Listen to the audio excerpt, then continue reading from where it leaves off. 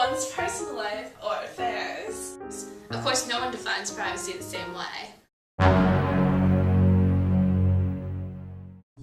Having information to yourself that you don't need to share with anyone else. It's like having your own personal time and your own personal things, and having just that time by yourself to keep from others from knowing or watching. Is having your ideas or whatever you would like to be kept away from others to yourself. Keeping your secrets. Is doing something without being observed by other people.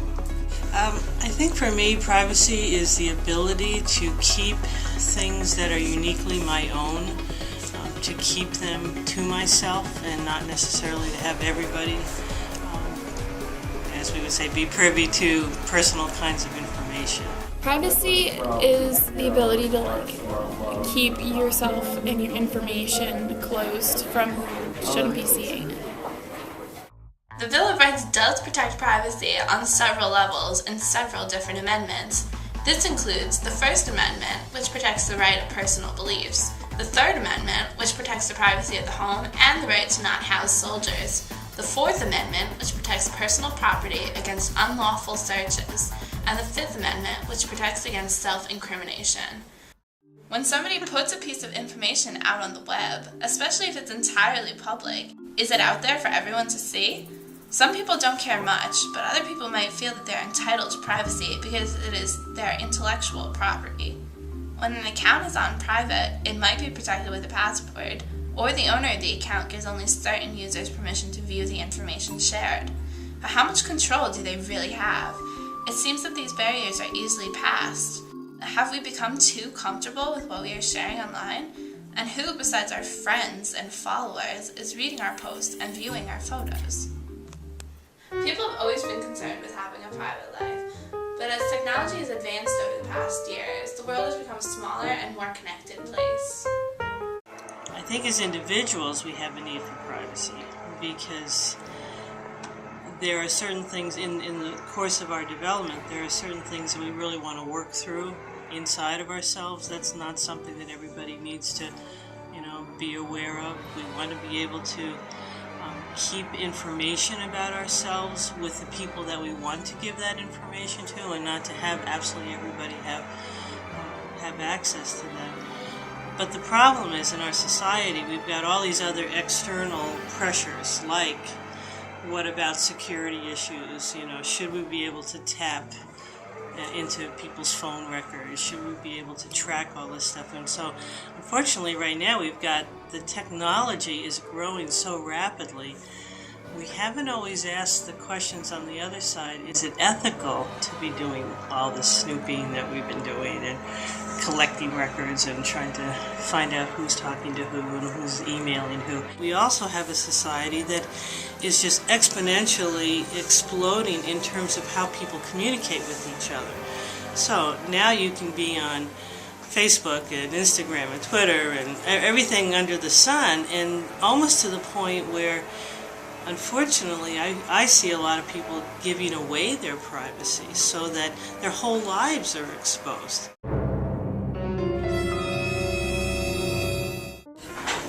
Once a week, maybe? I probably use it every day just because I have the apps on my phone, so whenever I'm bored I just kind of scroll through Twitter, Instagram, or Facebook.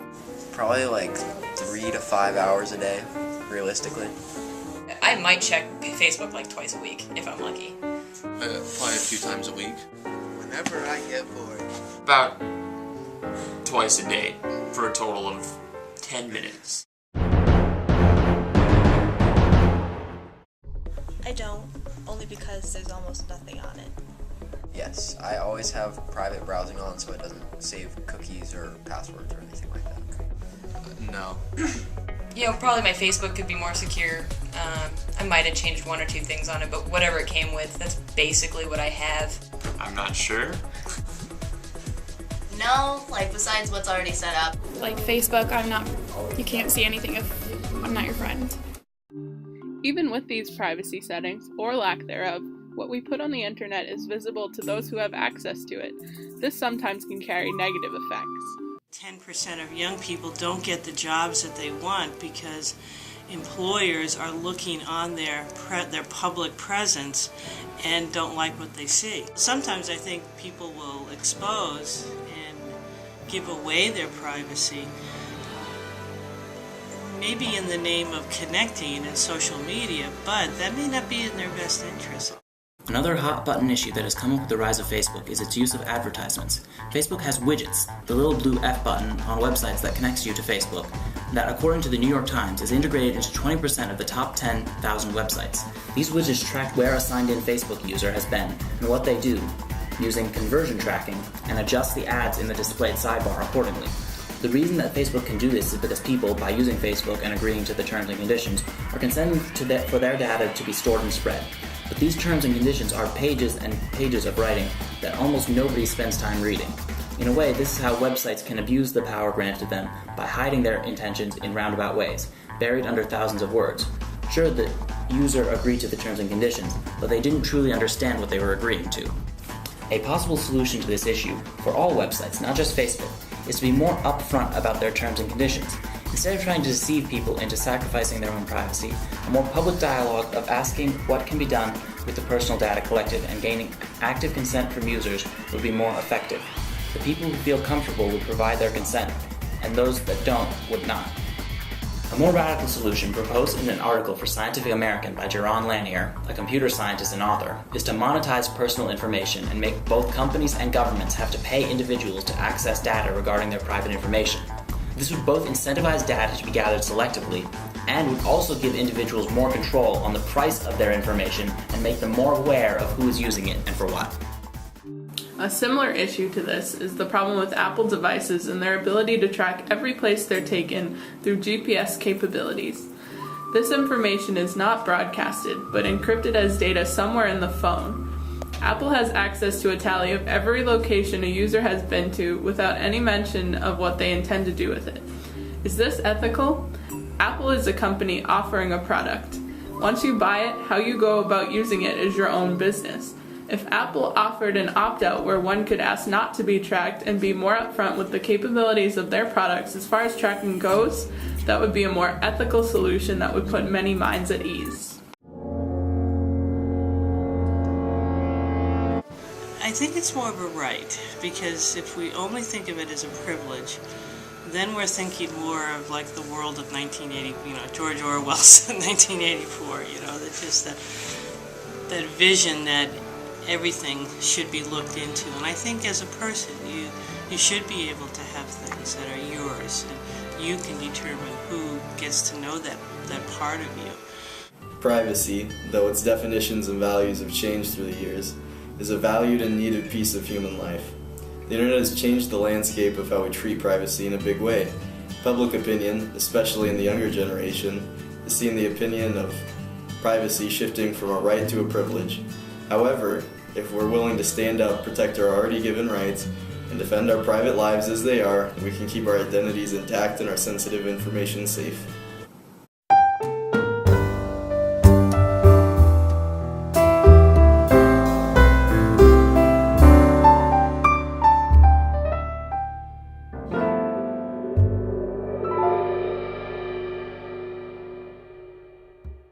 What would I consider as like not privacy? Like like when people like put a camera in your face and ask you questions. But if you're talking about like my favorite animal, probably not so important to keep private. What is it? Penguins, 100%. Is that important? No. Why? Why not? Because Jesus said, screw that, I can't say Jesus said without smiling.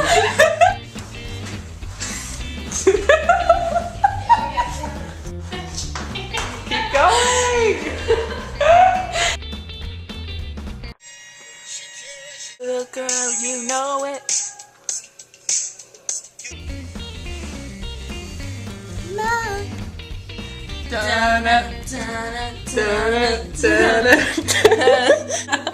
We're hitting a wall here.